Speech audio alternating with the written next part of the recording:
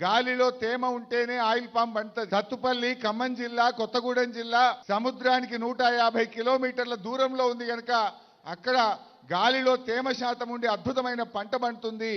ఈ ప్రాంతంలో అవకాశం లేదు అన్నారు. తర్వాత కాళేశ్వరం ప్రాజెక్టు పూర్తయి అనంతగిరి, రంగనాయక సాగర్, మల్లన్న సాగర్, కొండపోచమ్మ సాగర్ పైన గౌరవెల్లి ఈ ప్రాజెక్టులన్నీ పూర్తయి చెరువులు నింపుకున్న తర్వాత ఇక్కడ కూడా గాలిలో తేమ శాతం పెరిగింది.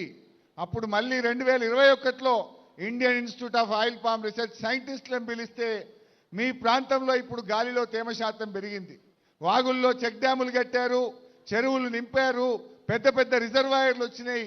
ఇప్పుడు ఆయిల్ పామ్ కు సిద్దిపేట ప్రాంతం సూటబుల్ అని చెప్పి ఆ రోజు వాళ్ళు చెప్పారు. ఆనాటి ముఖ్యమంత్రి కేసీఆర్ గారితో మాట్లాడి 2021 జనవరిలో జరిగిన కేబినెట్ మీటింగ్ లో ఈ సిద్దిపేట ప్రాంతాన్ని ఆయిల్ పామ్ ఈ ఆయిల్ ఫెడ్ కార్పొరేషన్ కు అలాట్ చేస్తూ కేబినెట్ లో నిర్ణయం 2021 మార్చిలో జీవో ఇవ్వడం జరిగింది.